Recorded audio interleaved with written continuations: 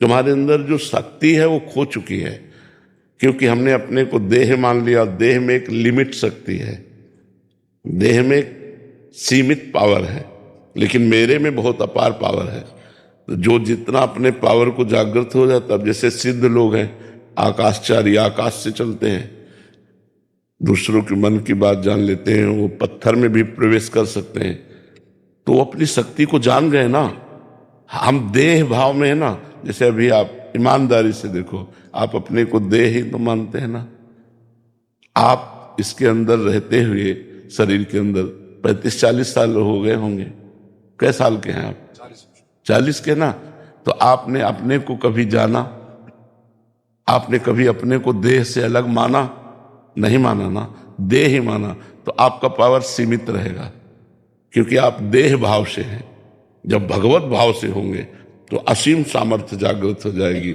उसी के लिए नाम जप करो। गंदे आहार का त्याग, मतलब जो अभक्ष पदार्थ हैं वो नहीं पाने चाहिए। अपेय जो नहीं पीना अपने लिए, वो नहीं पीना चाहिए। जैसे शराब आदि ये अपेय है, इनको नहीं पीना चाहिए। मांस आदि ये अपने लिए अभक्ष भोजन है। पवित्र भोजन पाना, भगवान का नाम जप करना। और जैसे आप जेलर हैं तो समस्त कैदियों में भगवत भाव रखना।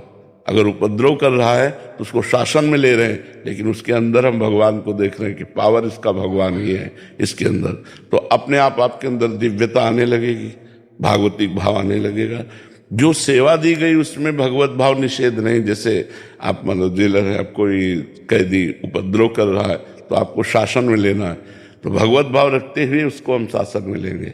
जैसे भीष्म जी भगवान के भक्त हैं, पर विपक्ष में भगवान खड़े हैं ना, पांडवों के पक्ष में, तो अर्जुन को भी बाण मारते हैं, भगवान को भी बाण मारते हैं। क्योंकि आपने इस समय युद्ध क्षेत्र में हमें कर्तव्य दिया है कि हमसे युद्ध करो, तो हम बराबर आपसे युद्ध करेंगे। ऐसे ही आपने हमें जेल का अधिकारी बनाया, जेल का कोई पद तो मिला ही होगा, तो हमें अगर जरूरत पड़ेगी तो दंड देंगे, लेकिन सब में भगवान है ये हम भावना करेंगे और नाम जप करेंगे। तो इससे आपकी दिव्यता जागृत हो जाएगी, लोक पर लोक सब आनंद में हो जाएगा। तो नाम जप कीजिए।